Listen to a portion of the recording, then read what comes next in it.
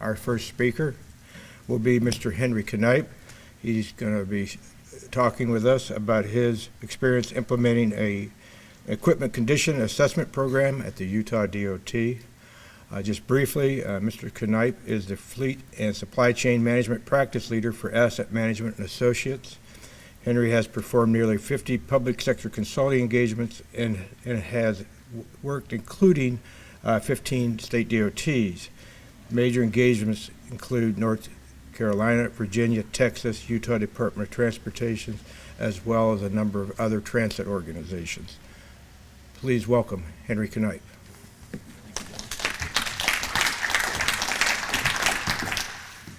Thanks, everyone. Let me see if I speak pretty loudly, so hopefully let me know if anybody can hear me, and I'll move this thing closer. As Dennis indicated, the title of this project is implementing a fleet condition assessment program at the Utah Department of Transportation.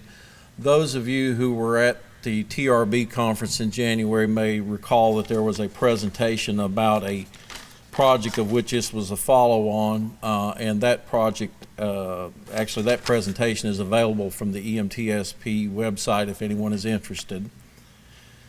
Just a little bit about UDOT, and first of all, let me say that I'm very sorry that Jeff Casper with the Utah DOT was not able to travel to the conference. Jeff has been a great client, and I really feel like they're doing a lot of interesting things at the Utah DOT, and I'm certainly very appreciative of the fact that he's allowed us to come in there and to try to assist him with some of his efforts. UDOT has a total fleet size of about 5,000 units. The fleet replacement value is about $200 million. The focus of our work at UDOT has been with their snowplow fleet, their Class 8 snowplow truck fleet, of which they have around 500 units. In 2009, the UDOT snowplow fleet averaged about 8.4 years old. In 2015, that age had increased to 10.3 years old, and some of their oldest trucks are now over 17 years old. One of the things in Utah, like in some states, the actual light-duty fleet is actually leased by UDOT from the General Services Organization. So they run a combination of owned equipment and leased equipment. These snowplow truck in UDOT, they're very much a custom configuration for the work they're doing there, and like a lot of the western states, they use everything from nose plows, dual wing plows, even use a number of towed plows. So these are big trucks. Their fielded cost is running somewhere close to $225,000 per unit currently for their snowplow fleet. And in the case of Utah, one of the more interesting aspects is that legislatively they're constrained to do any summer maintenance that exceeds $300,000 in a project. So in essence, these $225,000 trucks set all summer. So that's unfortunate. The original project that I alluded to was there was 3 questions. When should they replace these trucks? What kind of funding do they need to try to achieve a target age over a variety of different options? And UDOT also had a problem with some cracked frames in a whole series of trucks that they had purchased a number of years ago, and they were really in a conundrum as to what to do with those trucks. As I indicated, there is a presentation on this report that's available on the EMTSP website if you're interested. And in fact, if you're really interested in reading the report, Jeff Casper at UDOT has provided me permission to distribute it on request. So if anyone wants a copy of that report, just give me your business card and I'll be happy to forward it to you.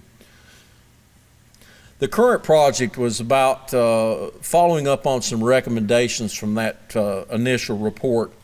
We had 3 recommendations of note, one of which is the focus of most of what I have to say today. That is, we asked them or suggested that they expand their unit replacement criteria to include a condition assessment of the equipment of these snowplow trucks, in addition to their existing replacement criteria of age and miles.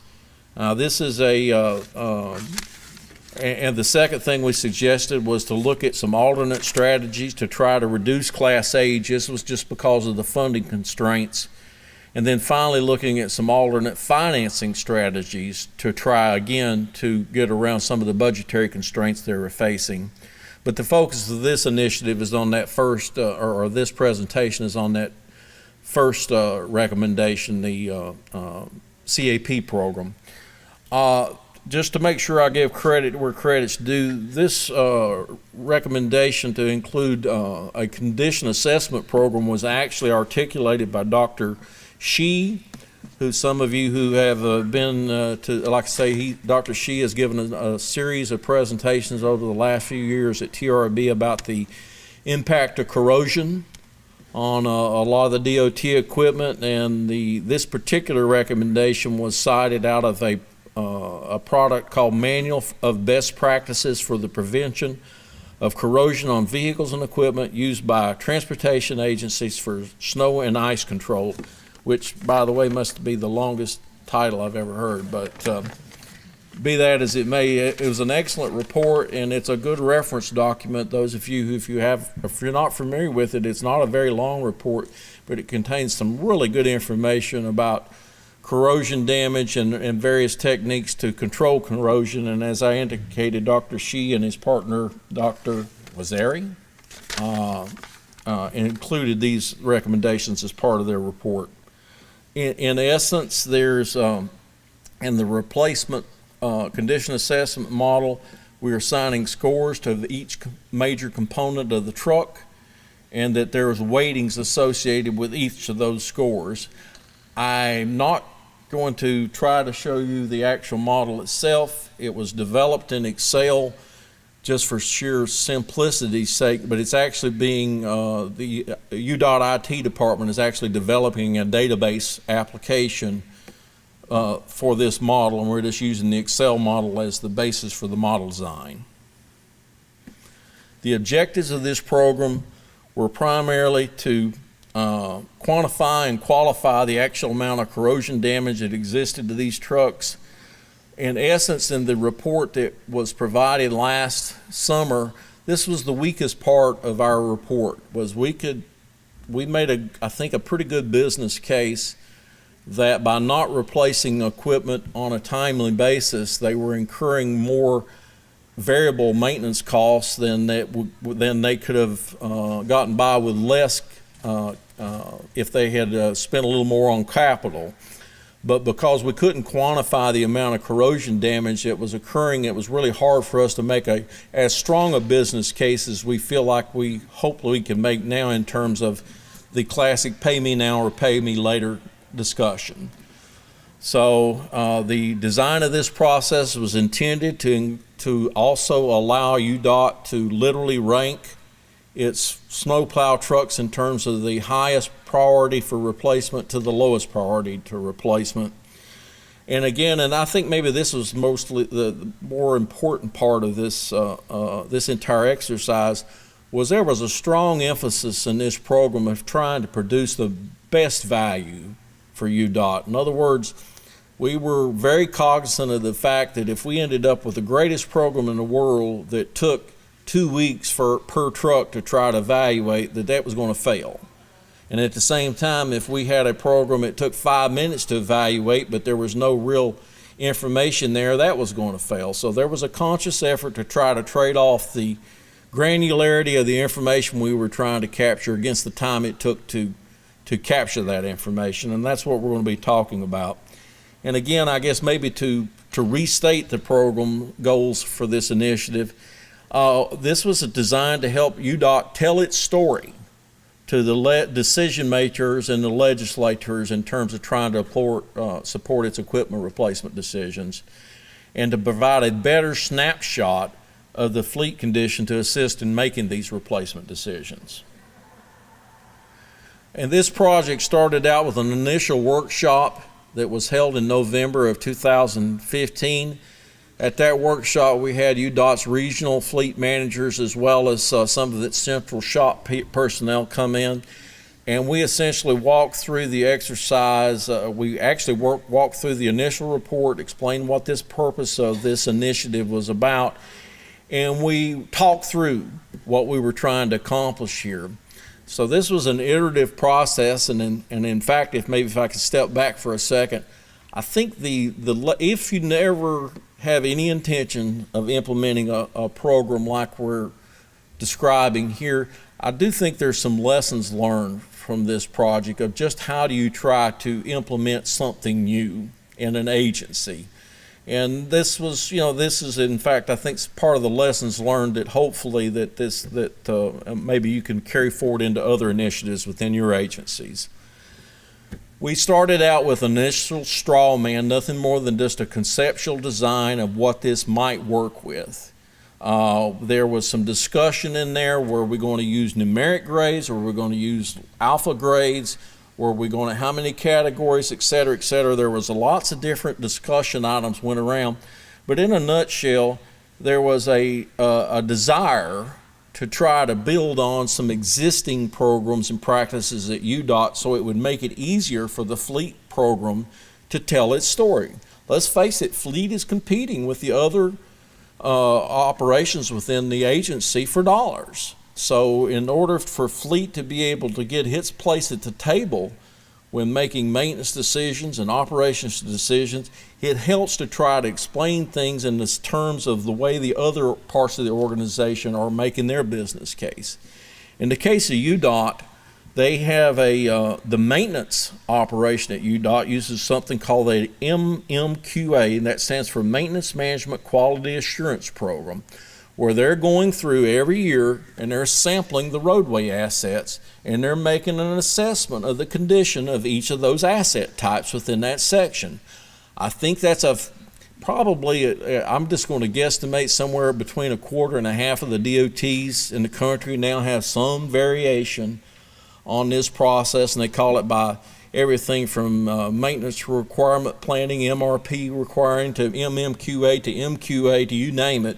But the bottom line was we perceived there to be some value for the UDOT fleet assessment program to emulate that program so that it would help the folks outside of the fleet area understand the message that the fleet was trying to deliver.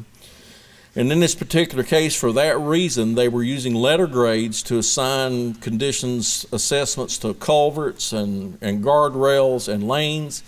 So we used that same program for the condition assessment program. We were going to assign A to F as a scoring for the components, and then we were ultimately going to roll these scores up into an overall grade for the vehicle. And then behind the scenes, we would still be able to have numeric scoring that would allow us to support this ranking. So again, without a model up here, I recognize that's just a lot of verbiage going on, but in a nutshell, we chose a 5-factor scoring scale for simplicity and to be able to emulate what was already being used by some of the other UDOT organizations. And we think that was an important thing that we did. We certainly at least anticipated in our initial discussions with the maintenance folks, with the operations people, that they seem to have appreciated the fact that when they say an A condition or a C condition or a D condition, that we're using the same kind of terminology they're used to within their areas. There was a target of making sure that we didn't add any more than 1 hour of incremental per vehicle effort in terms of trying to create a condition assessment score for these vehicles. And we also identified at that point, we initially identified that we wanted the field shop personnel to be able to do this assessments. Now, I will tell you in a later slide that we revisited that decision later on, and we actually changed it because, again, that's one of the lessons learned was that you have to be adaptive and try to understand what you're getting into, and for reasons that I'll touch on later. This initial approach didn't turn out to be very implementable. We identified as next steps for this initiative the creation of a spreadsheet design model, and we were looking to collect a whole series of pictures. I mean, literally go out and take camera and take condition pictures of truck beds, truck cabs, truck air tanks, oil pans, differentials, the whole 9 yards, with the idea that we would compile those pictures into a manual along with a narrative text to support it, to help train the people on how to conduct these condition assessments. But again, there was a learning message there. We did not implement it that way, and I'll get into that. The initial model, CAP model, and CAP is just the shorthand we came up for this whole initiative, was delivered to UDOT in January of 2016. As the slide indicates, the initial design of this thing was based on a PMB. Everybody has PMBs or something similar in their agencies. And we ended up with 15 component categories on that vehicle and 74 items. As you can imagine, with that design target of no more than 1 hour, that was just too many. And more to the point, there was a long discussion about, well, what are we really trying to capture in this model that we're not getting in our PMs anyway? The short version of it was they decided that we need to really thin this thing down. Any maintenance that we're going to do on these vehicles that we're going to fix, if it's broken, we're going to fix it. There's no point reporting in the COP. If you've got a broken hanger, spring hanger, if you've got a broken whatever, mirror, whatever, we're going to fix those things. What we're really wanting to capture in this model is things we're not going to fix, that we're going to defer. And for the most part, after everything was said and done, we ended up focusing on just corrosion-related repairs, because in essence, that was the only repairs after everything was said and done that they weren't going to fix until something actually forced them to fix it, was the corrosion-related repairs. We involved UDOT IT group in determining how to best design this model and operationalize this process. That is something they're still working on. We went through, I think we're on version 10 of this model, so we've gone through at least 10 different iterations. In some cases, we've gone through multiple 10A, 10B, 10C. But in a nutshell, that we've got a model that they're developing into an application. There's still some question about whether it's going to be an application that's actually installed on a computer or whether it's going to be a browser-based application. But there was a design target of being able to have a handheld device like a tablet that these guys could actually walk around the vehicle, go to this component, give it a letter grade, go to this one, give it a letter grade, take pictures with the device and store all that information into a database.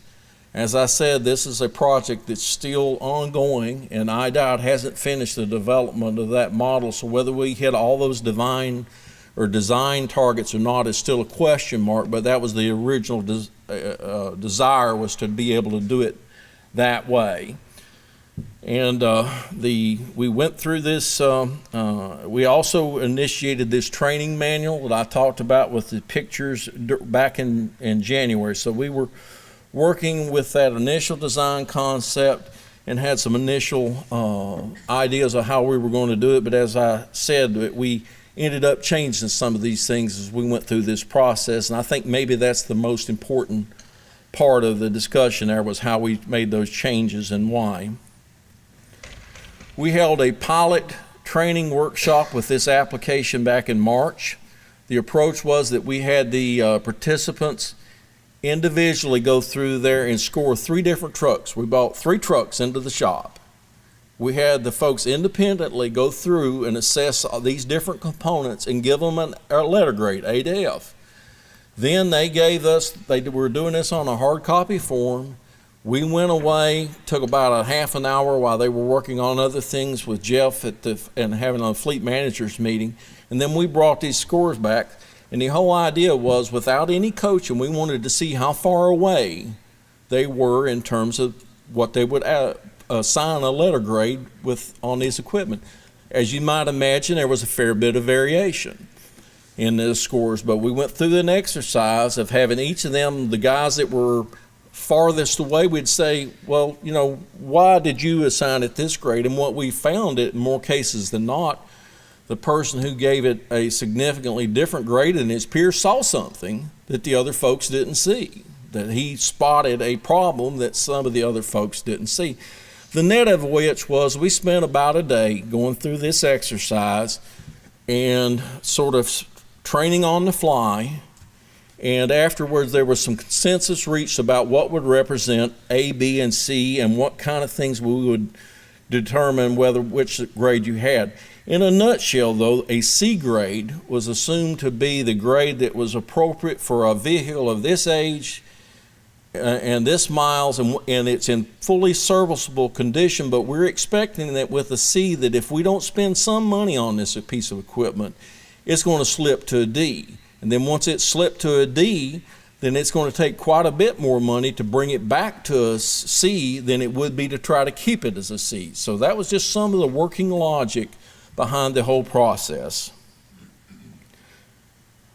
The outcomes from that pilot workshop were some additional streamlining and revision of that model. We eliminated a number of areas that we just ultimately, through the iterative process, they decided just wasn't that important, wasn't worth the time.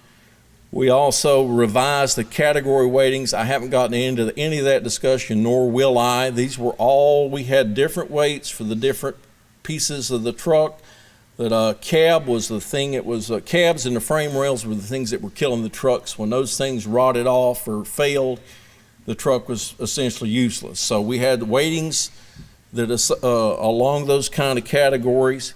We ultimately determined, this what I was alluding to earlier, we ultimately determined that trying to have the 50, 60 mechanics in the field do these evaluations was not going to be successful. We didn't think it was going to be supportable, that we could have consistent enough scoring and enough training to make sure that we had scoring consistency across the state. So what really made it easy was that UDOT already had a requirement that the central shop would go around and do a physical inspection of every asset in the fleet once a year.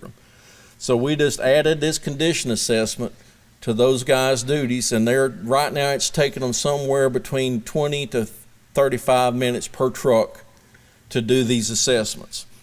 And as I said, at the last bullet on this slide, you'll see there, they just made a decision, and it's one that we're on board with, to simply exclude vehicles that were less than 4 years old from this evaluation. That was just a time versus value, that for the most part, this corrosion damage wasn't showing up in any significant way for units less than 4 years old. So just as a matter of time, they decided not to do it for those units.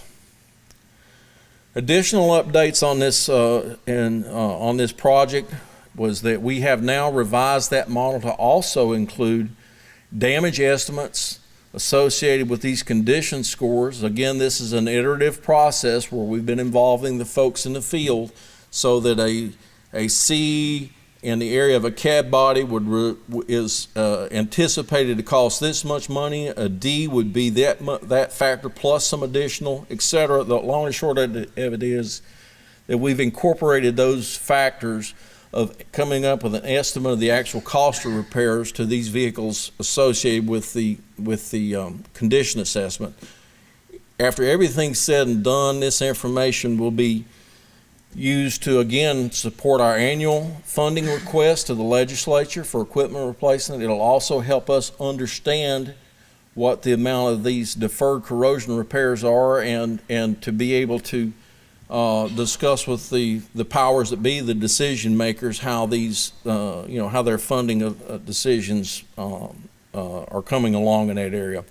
They've completed about 200 trucks in 2 regions so far, so they probably going to only have about another 100 trucks before they'll have the roughly 300 trucks that are greater than 4 years old. Lessons learned. I'm in the interest of time, I'll let you folks just simply look over my shoulder there.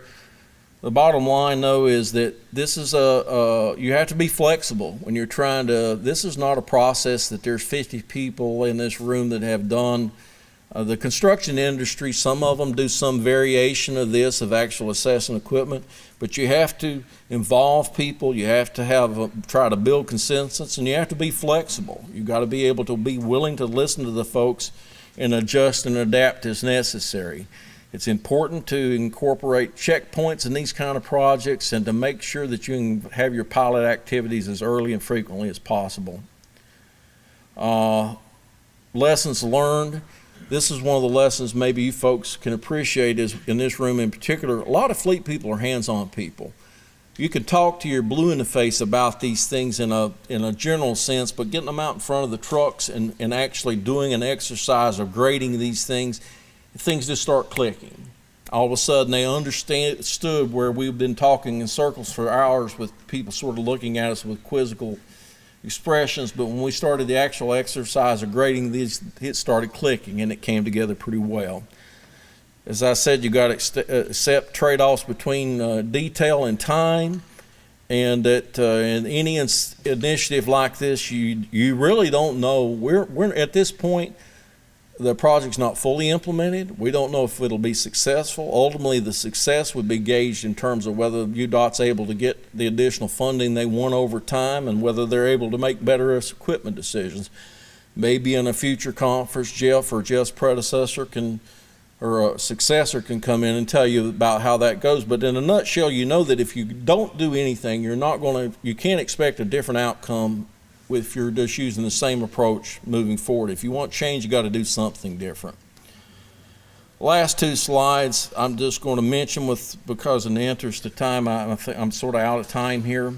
UDOT is looking at some alternate sourcing for snow plow equipment, leasing, guaranteed buyback, some turnkey purchasing, etc. The key point on that slide is that UDOT has requested that EMTSP provide a survey about some of these questions. So if you get a request, we would ask you to take a few minutes to complete this survey so that the information will be of interest to us. And the last thing is that UDOT is looking at the financial options related to, right now money's pretty daggone cheap. It'd probably never be any cheaper. And that trying to get approval to do more financing rather than paying cash. So at that point, I'm going to stop my presentation and ask if anyone has any questions. Henry, when they do the inspections, when they're doing the inspections, are they doing it with the trucks completely saddled up for winter? So you're inspecting plows, sanders, and that kind of stuff, or just focusing on the truck itself? They don't. Well, maybe Dennis can help me with here. Right now, they're inspecting the equipment right now in the summer when it's not being used. So the spreaders and things of that nature are not installed on the truck. And in fact, the inspection process is limited to the truck itself. We're not looking at the ancillary equipment. Any other questions? Thank you for your time. As Dennis said, my name's Henry Knipe. I'll be around for a couple more hours, but I am flying out. I've got to be at another DOT tomorrow. So, thank you for your time. Thank you, Henry.